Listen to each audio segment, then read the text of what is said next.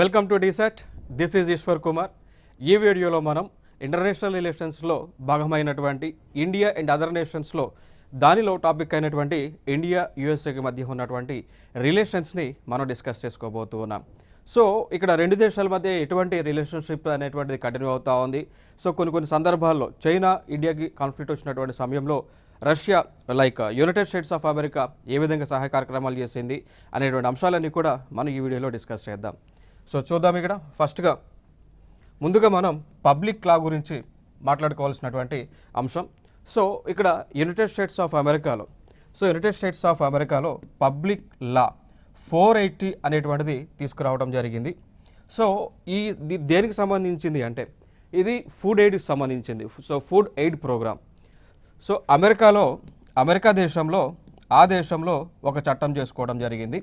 So ఇక మీదట ఏ దేశానికి కూడా ఫుడ్కి సంబంధించినటువంటి అసిస్టెన్స్ అనేటువంటిది ఇవ్వకూడదు అని వాళ్ళు ఒక చట్టం అనేటువంటిది చేసుకోవడం జరిగింది. సో అదే టైంలో భారతదేశం నుంచి ఇందిరాగాంధీ గారు యునైటెడ్ స్టేట్స్ ఆఫ్ అమెరికాకు విజిట్ చేయడం జరిగింది.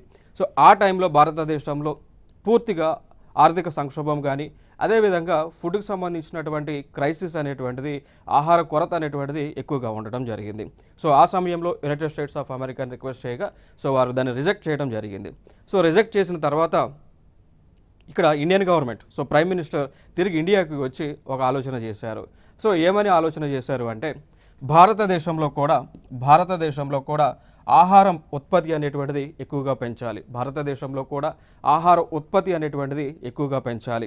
మరి పెంచాలి అంటే ఏం చేయాలి అని చెప్పి భారతదేశంలో ఉన్నటువంటి శాస్త్రవేత్తలందరినీ కూడా పిలవడం జరిగింది. సో పిలిచిన తర్వాత ఫైనల్గా వారికి కావాల్సినటువంటి ఫైనాన్షియల్ సపోర్ట్ కానీ టెక్నికల్ సపోర్ట్ ఇదంతా కూడా తీసుకోండి ఇచ్చి వారి ద్వారా ఒక కొత్త టెక్నాలజీని డెవలప్ చేయించారు.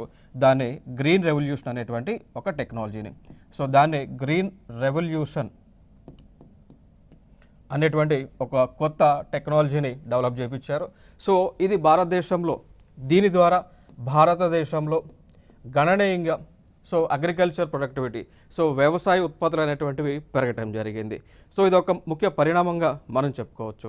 సో ఆనాడు యునైటెడ్ స్టేట్స్ ఆఫ్ అమెరికా ఏదైతే పబ్లిక్ లా 480 అనేటువంటిది ఆ దేశంలో వారు అమలు చేసి భారతదేశానికి ఫుడ్ ఇవ్వలేని పరిస్థితిలో ఉన్నామని చెప్పినప్పుడు తిరిగి మన ఇండియన్ ప్రైమ్ మినిస్టర్ భారతదేశానికి వచ్చి ఈ యొక్క గ్రీన్ రెవల్యూషన్ అనేటువంటి కాన్సెప్ట్ని అభివృద్ధి చేయడానికి సైంటిస్టులకు ఆవిడ సహాయం చేయడం జరిగింది. సో అనేక ఫెసిలిటీస్ అన్నీ కూడా ప్రొవైడ్ చేయడం జరిగింది. సో ఈ రోజున భారతదేశము ఆహారాన్ని ఎగుమతి చేసేటువంటి పరిస్థితిలో ఉండటం కూడా ఒక ముఖ్య ఘట్టంగా మనం మాట్లాడుకోవచ్చు. సో దాని తర్వాత మనం చూసుకున్నట్లయితే ఈ రెండు దేశాల మధ్య కూడా 1949 నుంచి కూడా ఇక రిలేషన్స్ అనేటువంటివి, సంబంధాలు అనేటువంటివి కంటిన్యూ అవుతూనే ఉన్నాయి. ఫర్ ఎగ్జాంపుల్గా తీసుకుంటే Indian PM so United States of America యొక్క ప్రెసిడెంట్ని మీట్ అవ్వడం జరిగింది. సో 1949లో. సో దాని తర్వాత ఇక్కడ 1959లో సో మహాత్మా గాంధీ గారి యొక్క నాన్ వైలెంట్ స్ట్రగుల్ ఏదైతే ఉందో, సో మహాత్మా గాంధీ గారు తెలుసు కదా, మోహన్ దాస్ కరమ్చంద్ గాంధీ గారు, వారు భారతదేశానికి స్వతంత్రం రావడానికి ఏ విధంగా వారు కార్యక్రమాలు చేస్తున్నారో దానికి ఇన్స్పైర్ అయినటువంటి అమెరికాకు దేశానికి చెందినటువంటి మార్టిన్ లూథర్ భారతదేశానికి రావడం జరిగింది. ఓకేనా. సో ఇంకొక అంశం ఏంటి అంటే ఇదే టైంలో 1959లో అమెరికాకి చెందినటువంటి ప్రెసిడెంట్ మొట్టమొదటిసారిగా భారతదేశానికి రావడం ఇదే మొట్టమొదటిసారి. సో మార్టిన్ లూథర్ ఎవరైతే ఉన్నారో, అమెరికాకి ప్రెసిడెంట్గా ఎవరైతే ఉన్నారో వారు మొట్టమొదటిసారిగా భారతదేశానికి విజిట్ చేశారు. ఏ సంవత్సరంలో? 1959లో, 1959 సంవత్సరంలో విజిట్ చేయడం జరిగింది. ఇక దాని తర్వాత ఇంకొక ఘట్టం మనం చూసుకున్నట్లయితే 1962లో, సో 1962 సంవత్సరంలో అమెరికాకు సంబంధించినటువంటి ఒక ఏజెన్సీ ఉంటుంది, అమెరికాకు చెందినటువంటి ఒక ఏజెన్సీ ఉంటుంది. సో వారే ఇక్కడ చూసుకున్నట్లయితే international development, so United States of America agency for international development అనేటువంటి ఒక ఏజెన్సీ ఏదైతే అమెరికాకు చెందినటువంటిది ఉందో, సో వారు భారతదేశంలో ఐఐటీలను ఏర్పాటు చేయడానికి వారు హెల్ప్ అనేటువంటిది చేయడం జరిగింది. సో ఆ విధంగా US agency for international development చేసినటువంటి హెల్ప్ కానీ, ఫుల్ అసిస్టెన్స్ కానీ, టెక్నాలజీ సపోర్ట్ కానీ, ఈ సపోర్ట్ ద్వారా భారతదేశంలో ఇండియన్ ఇన్స్టిట్యూట్ ఆఫ్ టెక్నాలజీ కాన్పూర్ని ఏర్పాటు చేయడం జరిగింది. సో అమెరికా వారి యొక్క సహకారంతో Indian institute of technology Kanpur అనేటువంటి దాన్ని ఏర్పాటు చేశారు. సో దాని తర్వాత ఇంకా వివిధ ప్రాంతాల్లో ఐఐటి మద్రాస్ అని, ఐఐటి హైదరాబాద్ అని, సో ఇట్లా ఈ విధంగా ఈ ప్రాంతాల్లో ఇండియాలో ఐఐటీస్ అనేటువంటివి డెవలప్ చేయడం జరిగింది. ఇదొక అంశం. ఇంకొక అంశం 1962లో జరిగినటువంటి ఇంకొక ఇంపార్టెంట్ ఈవెంట్ ఏంటి అంటే ఆ టైంలో 1962 ఆ పీరియడ్లో ఇండియాకి చైనాకి మధ్య యుద్ధం వచ్చింది. ఆ యుద్ధం వచ్చినటువంటి సమయంలో యునైటెడ్ స్టేట్స్ ఆఫ్ అమెరికా ఇండియాకి సపోర్ట్ చేయడం జరిగింది.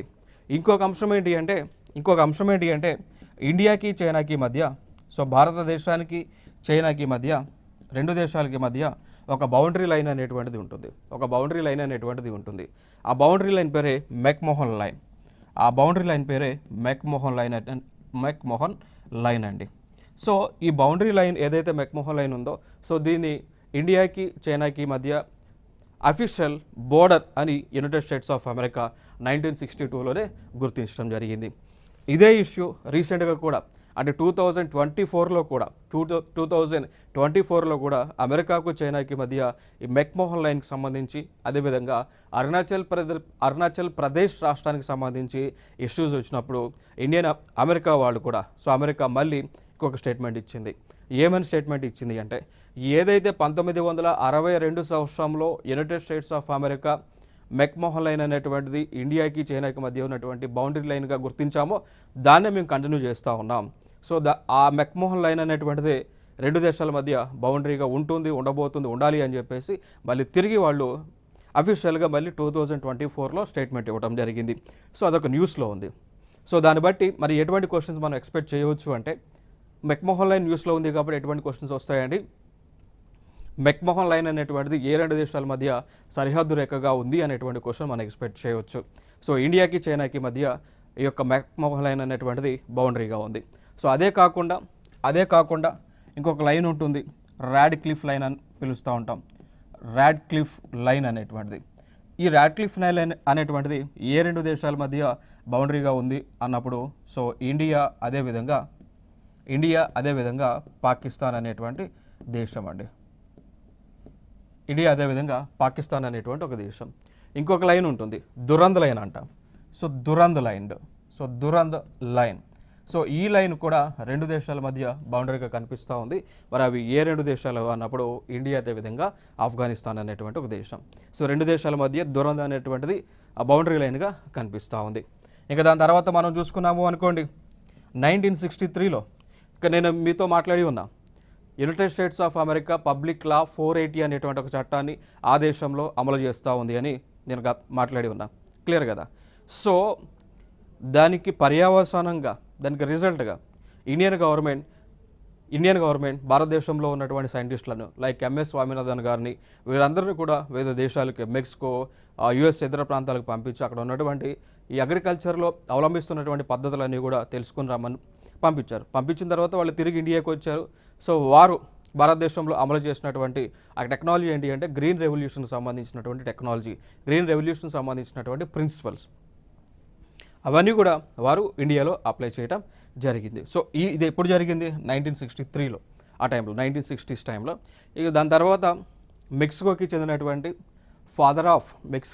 మెక్సికో దేశానికి చెందినటువంటి, ఇక్కడ చూడండి, ఇక్కడ మెక్సికో దేశానికి చెందినటువంటి father of green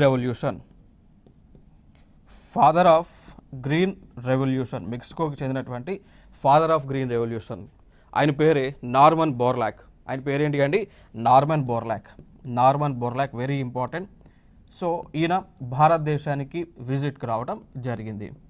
Norman Borlaug గారు భారతదేశానికి విజిట్కి రావడం జరిగింది. ఇక్కడ మీరు గుర్తుపెట్టుకోవాల్సినటువంటి అంశాలు ఏంటి అంటే ఫాదర్ ఆఫ్ గ్రీన్ రెవల్యూషన్గా ఇద్దరిని పిలుస్తూ ఉంటాం. ఒకటి అంతర్జాతీయ స్థాయిలో చూసుకున్నట్లయితే నార్మన్ బోర్లాక్, ఆయన మెక్సికో దేశానికి చెందినటువంటి వ్యక్తి. ఆయన్ని ఫాదర్ ఆఫ్ గ్రీన్ రెవల్యూషన్గా పిలుస్తూ ఉంటాం. సో ఆయన దగ్గర నుంచే మన భారతదేశానికి చెందినటువంటి సైంటిస్ట్, వ్యవసాయ శాఖ శాస్త్రవేత్త, తమిళనాడుకు చెందినటువంటి వ్యక్తి. సో నార్మన్ బోర్లాక్ దగ్గర నుంచే ఈ యొక్క గ్రీన్ రెవల్యూషన్కి సంబంధించినటువంటి యొక్క ప్రిన్సిపల్స్ అన్నీ కూడా లైక్ హై వీల్డింగ్ వెరైటీ సీడ్స్ని ఎట్లా ఉపయోగించాలి, ఫెర్టిలైజర్స్ ఎట్లా ఏమేమి వాడాలి, ఎప్పుడు వాడాలి, వాటర్ని ఎట్లా యూస్ చేసుకోవాలి, ఇవన్నీ కూడా ఆయన దగ్గర నుంచి ఆయన నేర్చుకున్నారు. సో నేర్చుకున్నారు కాబట్టి సో ఆ టెక్నాలజీని ఇండియాలో ఇంప్లిమెంట్ చేశారు ఎవరు, ఎంఎస్ స్వామినాథన్ గారు. సో అందుకు ఎంఎస్ స్వామినాథన్ గారిని మనం ఏమని పిలుస్తున్నాం, father of Indian green revolution. ఎగ్జామ్స్లో క్వశ్చన్స్ కూడా చాలా వచ్చి ఉన్నాయి. సో ఎట్లా డిఫరెన్షియేట్ చేస్తారు అంటే ఇచ్చినటువంటి ఆప్షన్స్ని బట్టి. For example who is the father of green revolution అని అన్నారనుకోండి, ఆప్షన్స్లో ఎంఎస్ స్వామినాథన్ ఉంటే అది రైట్, లేదు నార్మన్ బోర్లాక్ ఉంటే అది రైట్ ఆన్సర్ అవుతుంది. సో ఆప్షన్స్ని బట్టి ఆన్సర్ మీరు పికప్ చేసుకోండి. క్లియర్. నెక్స్ట్ అంశం 1974లో.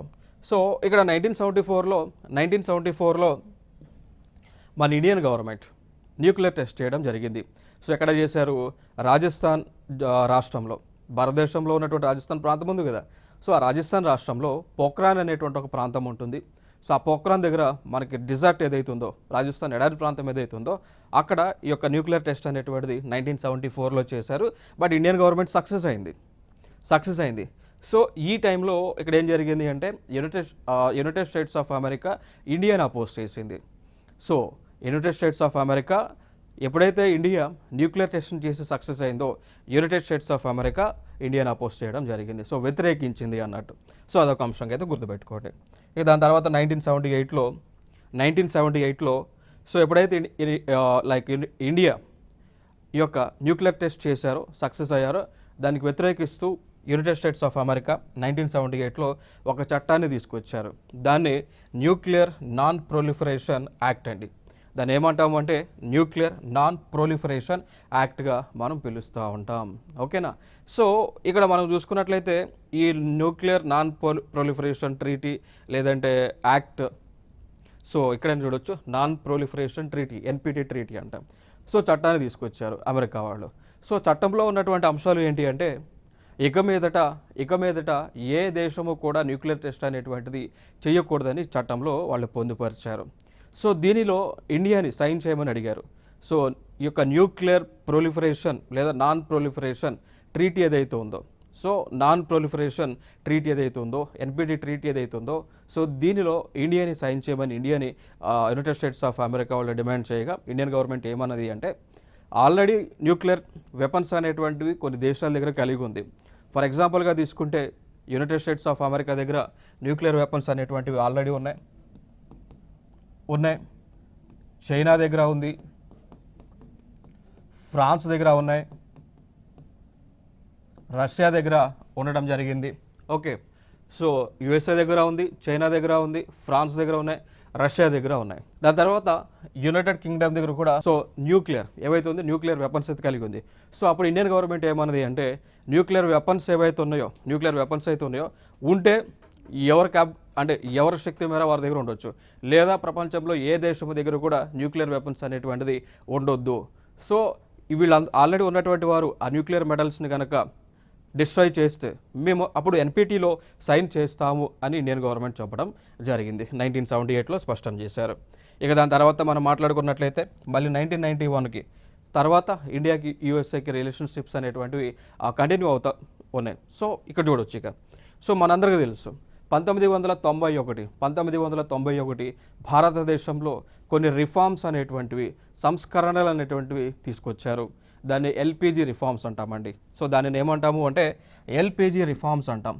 Liberalisation, privatisation and globalisation. So liberalisation, privatisation and globalisation. So liberalisation అంటే స్వేచ్ఛనివ్వటం, ఈ యొక్క ప్రైవేట్ సెక్టర్కి సంబంధించినటువంటి కంపెనీస్కి స్వేచ్ఛనివ్వటం, వారికి నచ్చిన విధంగా వ్యాపారం అనేటువంటిది చేసుకోవచ్చు. Privatisation, okay. సో ప్రభుత్వానికి చెందినటువంటి కొన్ని కంపెనీస్ ఏవైతే ఉన్నాయో వాటిని ప్రైవేటైజేషన్ చేయడం జరిగింది, ప్రైవేట్ వ్యక్తుల చేతిలో పెట్టారు ప్రైవేటైజేషన్. గ్లోబలైజేషన్ ఏంటి అంటే ప్రపంచీకరణ అంటాం. గ్లోబలైజేషన్ అంటే ప్రపంచీకరణ. సో మన దగ్గర ఉన్నటువంటి ఇండియాలో ఉన్నటువంటి కంపెనీస్ ఏవైతే ఉన్నాయో వారి విదేశాలకు చెందినటువంటి కంపెనీస్తో వారు ఒప్పందాలు చేసుకోవచ్చు, బిజినెస్ చేసుకోవచ్చు. అదేవిధంగా ప్రపంచ దేశాలకు చెందినటువంటి కంపెనీస్ ఏవైతే ఉన్నాయో అవి భారతదేశంలోకి వచ్చి వారి యొక్క కంపెనీస్ అనేటువంటివి పెట్టుకోవచ్చు అండి. సో ఈ రిఫార్మ్స్ అనేటువంటి భారతదేశంలో 1991లో ఆ టైంలో మన్మోహన్ సింగ్ ఫినాన్స్ మినిస్టర్గా ఉన్నారు, పివి నరసింహారావు గారు అదే టైంలో ప్రైమ్ మినిస్టర్గా ఉన్నారు. సో ఆ టైంలోని ఈ రిఫార్మ్స్ అనేటువంటివి తీసుకొచ్చారు. సో తీసుకొచ్చిన తర్వాత ఈ యొక్క సంస్కరణలు అనేటువంటివి తీసుకొచ్చిన తర్వాత అమెరికా వారు భారతదేశంతో చేతులు కలిపి అక్కడ నుంచి అమెరికాకు చెందినటువంటి కంపెనీస్ని భారతదేశంలో ఎస్టాబ్లిష్ చేయటం, ఇండియాకి చెందినటువంటి ఎంప్లాయీస్ని అమెరికా కంపెనీస్లో రిక్రూట్మెంట్ చేసుకోవడం, ఈ ప్రాసెస్ అంతా కూడా అక్కడ నుంచి కంటిన్యూ అవ్వడం జరిగింది. దాని తర్వాత 1998లో India test nuclear devices and badly damages its relationship with USA. So ఫైనల్గా మళ్ళీ 1998లో, సో ఆ టైంలో అటల్ బిహారీ వాజ్పేయి గారు ప్రైమ్ మినిస్టర్గా ఉన్నటువంటి సమయంలో మళ్ళీ Indian government second time Pokhran test అనేటువంటిది చేశారు అండి. సో మళ్ళీ సెకండ్ టైం రాజస్థాన్లో ఈ యొక్క పోఖ్రాన్ అనేటువంటి ప్లేస్లో సెకండ్ టెస్ట్ చేయడం జరిగింది, న్యూక్లియర్ టెస్ట్. సో అది కూడా మనం సక్సెస్ అయ్యాం, గుడ్ న్యూస్గా మనం చెప్పుకోవచ్చు. సో సెకండ్ టెస్ట్ కూడా సక్సెస్ అయ్యాం. సో అందుకు మళ్ళీ ఇండియన్ గవర్నమెంట్ మళ్ళీ సెకండ్ టైం న్యూక్లియర్ టెస్ట్ చేసినందుకు యునైటెడ్ స్టేట్స్ ఆఫ్ అమెరికా భారతదేశంతో తెగతెంపులు చేసుకోవడం జరిగింది 1998లో అండి. సో దాని తర్వాత మనం చూసుకున్నట్లయితే 2000లో, so the visit of US president aims the estrangement of post 1998 Indian nuclear weapons test. So ఇక్కడ మనకు చూసుకున్నట్లయితే 1998లో ఇండియన్ గవర్నమెంట్ పోఖ్రాన్ టెస్ట్ అంటే న్యూక్లియర్ టెస్ట్ చేశారు, సక్సెస్ అయ్యారు. దానికోసం చేసిన తర్వాత యునైటెడ్ స్టేట్స్ ఆఫ్ అమెరికా మనతో సంబంధాలు తెగదించుకుంది. బట్ 1991 రిఫార్మ్స్ తర్వాత, 1991 రిఫార్మ్స్ తర్వాత భారతదేశంలో ఎకనామిక్ పరంగా డెవలప్మెంట్ అనేటువంటిది గ్రాడ్యువల్గా పెరుగుతూ వస్తుంది. సో భారతదేశంలో అభివృద్ధి అనేటువంటిది గణనీయంగా పెరుగుతూ వస్తూ ఉంది. అదేవిధంగా భారతదేశంలో పాపులేషన్ జనాభా అనేటువంటిది కంటిన్యూస్గా పెరుగుతూ వస్తూ ఉంది. దాని ద్వారా భారతదేశం అనేటువంటిది ప్రపంచంలోనే ఒక పెద్ద మార్కెట్గా, సో ఇండస్ట్రీస్కి సంబంధించి కానీ బిజినెస్కి సంబంధించి కానీ ఒక పెద్ద మార్కెట్గా మారబోతూ ఉంది అనేటువంటి ఉద్దేశాన్ని గ్రహించినటువంటి ఆ దేశం 2000లో 2000 సంవత్సరంలో ఆ దేశానికి సంబంధించినటువంటి యుఎస్ ప్రెసిడెంట్ భారతదేశానికి పర్యటనకి రావడం జరిగింది. సో వచ్చిన తర్వాత భారతదేశంలో ఉన్నటువంటి పరిస్థితులను, డెవలప్మెంట్ని, ప్రోగ్రెస్ని ఆయన అర్థం చేసుకొని మళ్ళీ 2001లో భారతదేశంపై విధించినటువంటి శాంక్షన్స్ ఏవైతే ఉన్నాయో, రెస్ట్రిక్షన్స్ ఏవైతే ఉన్నాయో వాటి మొత్తాన్ని కూడా తొలగించడం జరిగింది. So that's the greatness of India. దాని తర్వాత 2005లో రెండు దేశాల మధ్య కూడా డిఫెన్స్కి సంబంధించి ఒప్పందం అయితే జరగడం జరిగింది. సో డిఫెన్స్కి సంబంధించి 2005లో అది మనం చూసుకున్నట్లయితే new framework for the US India defence relationship అనేటువంటిది జరగడం జరిగింది 2005లో. దాని తర్వాత మళ్ళీ 2010లో యునైటెడ్ స్టేట్స్ అదేవిధంగా India formally convene the first US India strategic dialogue అండి. సో 2010లోనే, సో 2010వ సంవత్సరంలో, సో 2010వ సంవత్సరంలో మళ్ళీ ఏం జరిగింది అంటే భారతదేశము అదేవిధంగా యునైటెడ్ స్టేట్స్ ఆఫ్ అమెరికా రెండు దేశాలు కూడా వ్యూహాత్మకమైనటువంటి భాగస్వామ్య ఒప్పందాన్ని చేసుకోవడం జరిగింది. సో స్ట్రాటజిక్ పార్ట్నర్షిప్ డైలాగ్ అండి. ఇప్పుడు మనం వివిధ దేశాలతో మనం గతంలో చూస్తున్నాం. 1948లో కొన్ని దేశాలు భారతదేశంతో స్ట్రాటజిక్ పార్ట్నర్షిప్ అగ్రిమెంట్ని అయితే చేసుకున్నారు. 1948లో కొన్ని కంట్రీస్తో చేసుకున్నారు, 1970లో చేసుకున్నారు, 1971లో రష్యాతో చేసుకున్నాం. రష్యాతో చేసుకున్నాం. బట్ ఇక్కడ యునైటెడ్ స్టేట్స్ ఆఫ్ అమెరికాతో వచ్చి మాత్రం 2010లో మనం చేసుకోవడం జరిగింది ఈ యొక్క వ్యూహాత్మక భాగస్వామ్య ఒప్పందాన్ని. ఇది ఒక ఇంపార్టెంట్ ఏరియా ఇక్కడ. సో దాని తర్వాత ఇంకా మనం ఫర్దర్గా మనం చూసుకున్నట్లయితే 2011వ సంవత్సరంలో భారతదేశము అదేవిధంగా అమెరికాకి మధ్య ఇక్కడ సైబర్ సెక్యూరిటీకి సంబంధించి, సో సైబర్ సెక్యూరిటీ కోఆపరేషన్ సంబంధించినటువంటి అంశాలపైన అగ్రిమెంట్ జరగటం జరిగింది. సో మనందరికీ తెలుసు ఇక 2011 వచ్చేవాడికి భారతదేశమే కాదు ప్రపంచ దేశాలన్నీ కూడా సాంకేతిక పరంగా అభివృద్ధి చెందటం జరుగుతూ ఉంది. సో సాంకేతిక పరంగా అభివృద్ధి చెందుతూ ఉన్నటువంటి వేళ సైబర్ నేరాలు అనేటువంటివి ఎక్కువ అవుతూ ఉన్నాయి. సో సైబర్ నేరాలు అనేటువంటివి ఎక్కువ అవుతున్నటువంటి సందర్భాన ఇక్కడ ఏం జరిగింది, రెండు దేశాల మధ్య కూడా సైబర్ సెక్యూరిటీకి సంబంధించి ఒక ఒప్పందాలు అనేటువంటివి జరిగి ఉన్నాయి. దాని తర్వాత 2016లో జరిగినటువంటి అంశం ఏంటి అంటే ఇండియన్ గవర్నమెంట్ యుఎస్ఏ దగ్గర చాలా వెపన్స్ అనేటువంటివి కొనుగోలు చేస్తూ ఉంది. ఫర్ ఎగ్జాంపుల్గా తీసుకుంటే అపాచీ అనేటువంటి హెలికాప్టర్స్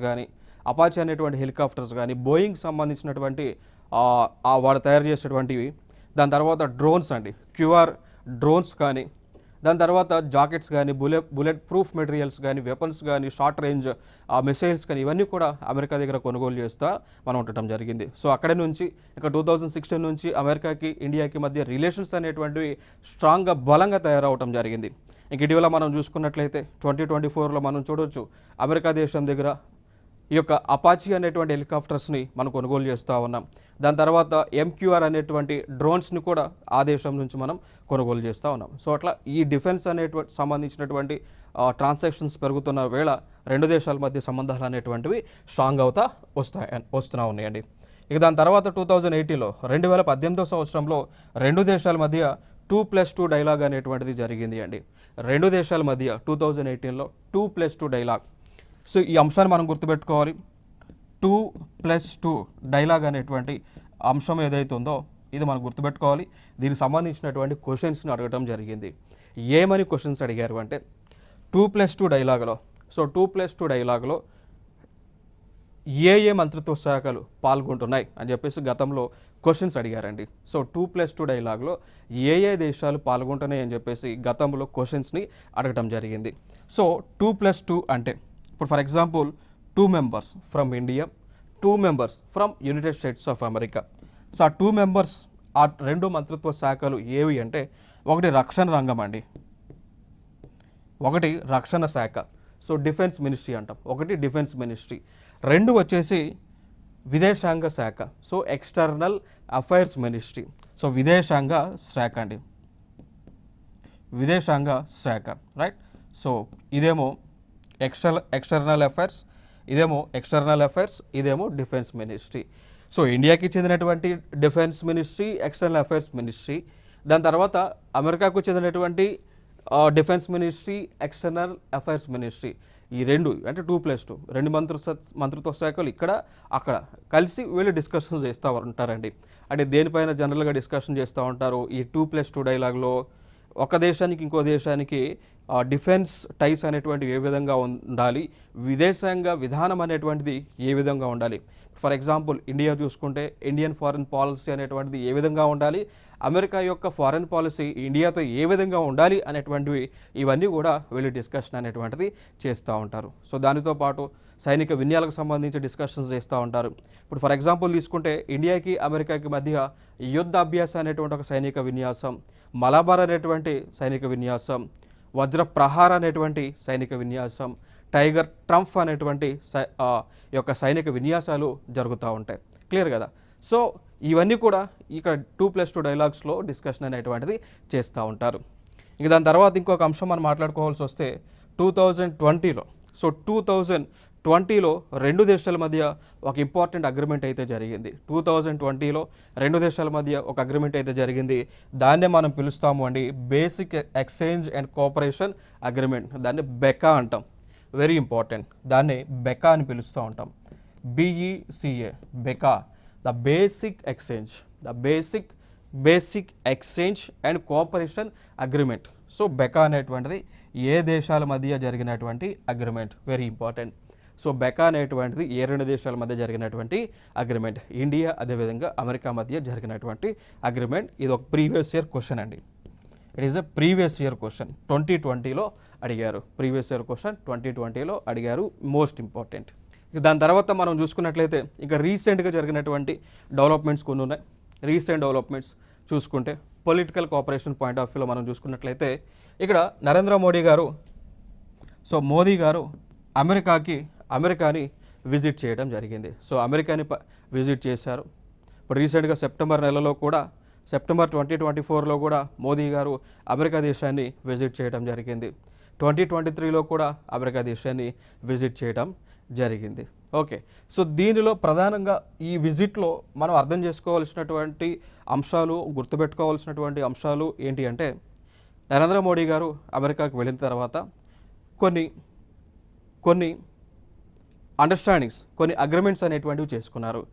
ఏ అగ్రిమెంట్స్ చేసుకున్నారు అంటే మనం గుర్తుపెట్టుకోవాల్సినటువంటి ఎగ్జామ్స్కి అవసరమైనటువంటివి ఏంటి అంటే ఇక్కడ ఇఫ్కో అనేటువంటి ఒక కంపెనీ ఉంటుందండి.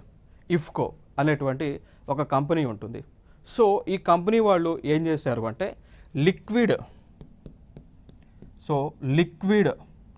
యూరియా, సో ఇక్కడ చూడొచ్చు మీరు లిక్విడ్ యూరియా అంటాం. ఓకే. సో లిక్విడ్ యూరియాని తయారు చేయడం జరిగింది, లేదా దీన్ని మనం నానో యూరియాగా కూడా పిలవచ్చు. దీన్నే నానో యూరియాని కూడా మనం పిలవచ్చు. సో ఫైనల్గా భారతదేశానికి చెందినటువంటి భారతీయ కంపెనీ ఈ యొక్క లిక్విడ్ యూరియా లేదంటే నానో యూరియా చిన్న బాటిల్ ఒక 100 ml bottle is equal to 50 kgs of urea bag. So ఒక 100 ml క్వాంటిటీ ఉన్నటువంటి లిక్విడ్ యూరియా అనేటువంటిది 50 kgల యూరియా బ్యాగ్తో సమానం అండి. ఓకేనా? సో యూరియా బ్యాగ్తో సమానం. సో ఇది భారతదేశానికి చెందినటువంటి కంపెనీ తయారు చేసింది. సో ఈ ప్లాంట్ని అమెరికాలో ఏర్పాటు చేయబోతూ ఉన్నారు. సో ఇది ఒక ఒప్పందం. దాని తర్వాత రెండవది మనం తెలుసుకోవాల్సినటువంటి అంశం ఏంటి అంటే, మరి యూరియా కంపెనీ అక్కడ ఏర్పాటు చేశారు కాబట్టి ఖచ్చితంగా తిరిగి మనకి ఏదో ఒకటి అమెరికా వాళ్ళు ఇవ్వాలి. ఏమి ఇచ్చారు అంటే సెమీ కండక్టర్కి సంబంధించినటువంటి సెమీ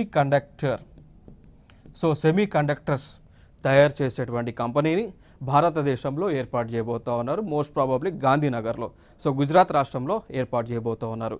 సో మనం అది అక్కడ వాళ్ళకి ఇస్తే తిరిగి మనకి సెమీ కండక్టర్ని ఆ యొక్క కంపెనీని ఏర్పాటు చేయబోతూ ఉన్నారు. ఇంకొక ఎజెండా ఏంటి అంటే భారతదేశాన్ని సెమీ కండక్టర్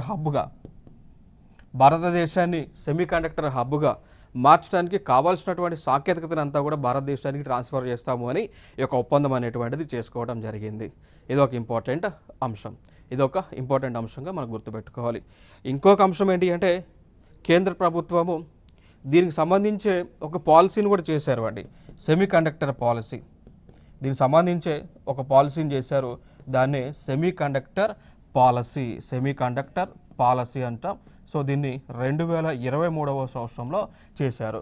సో ఆ యొక్క పాలసీని అనుసరించే ఇక భారత ప్రభుత్వం ఈ యొక్క అగ్రిమెంట్ అయితే చేసుకోవడం జరిగింది. ఓకే, సో ఇది ఇంపార్టెంట్గా మనం గుర్తుపెట్టుకోండి. ఇక దాని తర్వాత రెండు దేశాల మధ్య జరిగినటువంటి సైనిక విన్యాసాలు మనం చూసామనుకోండి. ఒకటి టైగర్ ట్రంప్ అనేటువంటిది రెండు దేశాల మధ్య జరుగుతున్నటువంటిది. టైగర్ ట్రంప్ ఇండియా యుఎస్ఏ పాల్గొంటూ ఉంది. దీనిలో ఇండియన్ ఆర్మీ, నేవీ, అదేవిధంగా యుఎస్ నేవీ కూడా పాల్గొంటూ ఉంది. దాని తర్వాత ఇంకొక సైనిక విన్యాసం వజ్రప్రహార్ అనేటువంటిది United States of army. Okay, so దాంతోపాటు ఇండియాకి చెందినటువంటి ఆర్మీ పాల్గొంటాయి. దాని తర్వాత యుద్ధాభ్యాస అనేటువంటిది ఇండియా యుఎస్ఏ మధ్య జరుగుతున్నటువంటి ఆపరేషన్. కోప్ ఇండియా అనేటువంటిది ఇండియా యుఎస్ఏ మధ్య జరుగుతూ ఉంది. మలబార్ అనేటువంటిది ఇండియా యుఎస్ఏ, దాంతోపాటు అడిషనల్గా ఇంకో కొన్ని కంట్రీస్ ఉన్నాయి. జపాన్ అనేటువంటి ఒక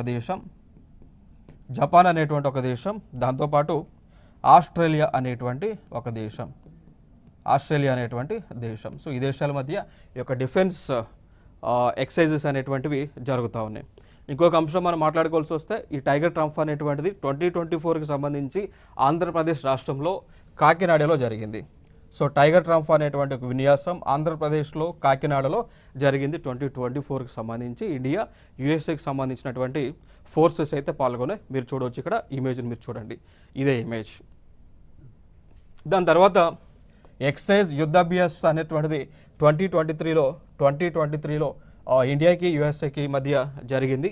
సో సెప్టెంబర్ 25 నుంచి అక్టోబర్ 8, 2023లో జరిగింది.